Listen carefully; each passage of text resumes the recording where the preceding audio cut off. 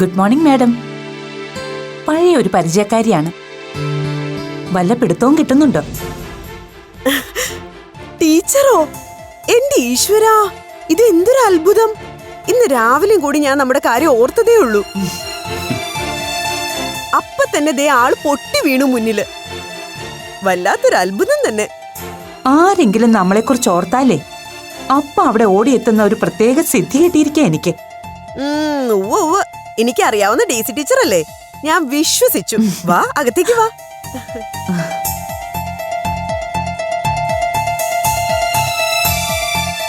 ഇത് സംശയിക്കണ്ട, പഴയ വികൃതി ചേർക്കൻ തന്നെ. എന്റെ ജോക്കുട്ടാ, നീ അങ്ങ് വളർന്ന് വലുതായല്ലോ. പിന്നെ നീ എന്താ കരുതിയത്? ഇപ്പോഴും ഇവൻ ആ പഴയ 4 വയസ്സുകാരൻ കുട്ടിയാണെന്നോ? ഡോക്ടറാ ഇപ്പൊ അവൻ. Hello aunty, doctor Jobin Alex.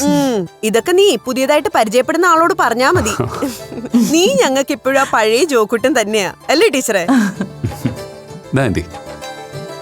ഇതെന്താ? ചെറിയൊരു ഗിഫ്റ്റ്. ഇനി ഒരാളും കൂടെ ഉണ്ട് കൂട്ടത്തില്, ഞങ്ങളുടെ ഗൈഡ്. എവിടെ?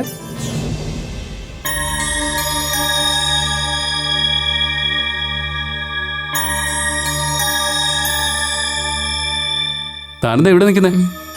കേറി വാ. വാ.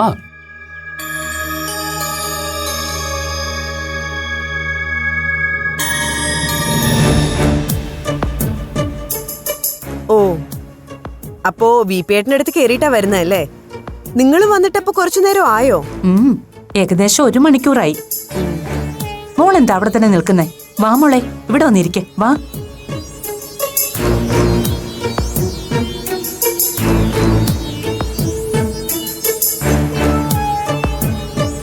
ചെന്നിരിക്കപ്പോ. വേണ്ട, ഞാനിവിടെ നിന്നോളാം. പിന്നെ എന്താ അമ്മയും മോനും കൂടി പെട്ടെന്നൊരു സർപ്രൈസ് വിസിറ്റ്? ഇവനിവിടെ മെഡിക്കെയർ ഹോസ്പിറ്റലിൽ ജോയിൻ ചെയ്തു. വന്നിട്ട് ഒരാഴ്ച കഴിഞ്ഞു. ഒന്ന് സെറ്റിലായിട്ട് പഴയ പരിചയക്കാരെ തപ്പി ഇറങ്ങാമെന്ന് കരുതി. അല്ല, അശ്വതി മാത്രമേ ഉള്ളൂ ഇവിടെ? അമ്മ ഇപ്പൊ കൂടെ ഉണ്ടെന്ന് ഗീത പറഞ്ഞു. അമ്മ ഒരു റിലേറ്റീവിനെ കാണാൻ കുറച്ചു മുന്നേ ഇറങ്ങിയതേ ഉള്ളൂ. മുരളിയേട്ടൻ സൈറ്റിലാണ്. ഞാനൊന്ന് വിളിച്ചു നോക്കട്ടെ. ഫ്രീ ആണെങ്കിൽ ഇങ്ങോട്ട് വരാൻ പറയാം. വേണ്ട അശ്വതി, വെറുതെ ബുദ്ധിമുട്ടിക്കണ്ട. അവിടെ നല്ല തിരക്കിലാവും. പിന്നെ മോളെവിടെ? മാളു? അവള് കോളേജിൽ പോയി. എന്താ ഇവർ രണ്ടുപേരും ഒരു ക്ലാസ്സിലല്ലേ? എന്നിട്ടെന്താ ഇയാള് പോകാതെ? പോയില്ല, ഇന്ന് ലീവ് എടുത്തു.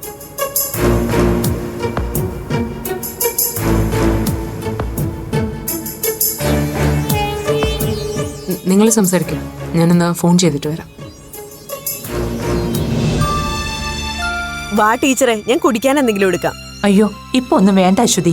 ഗീതയുടെ വക ഒരു സൽക്കാരം കഴിഞ്ഞതേ ഉള്ളൂ. എന്നാലും ആദ്യമായിട്ട് ഇവിടെ വന്നിട്ട് ഒന്നും തരാതെ ഞാൻ വിടില്ല. എന്നാ വാ, ഞാനും കൂടെ വരാം.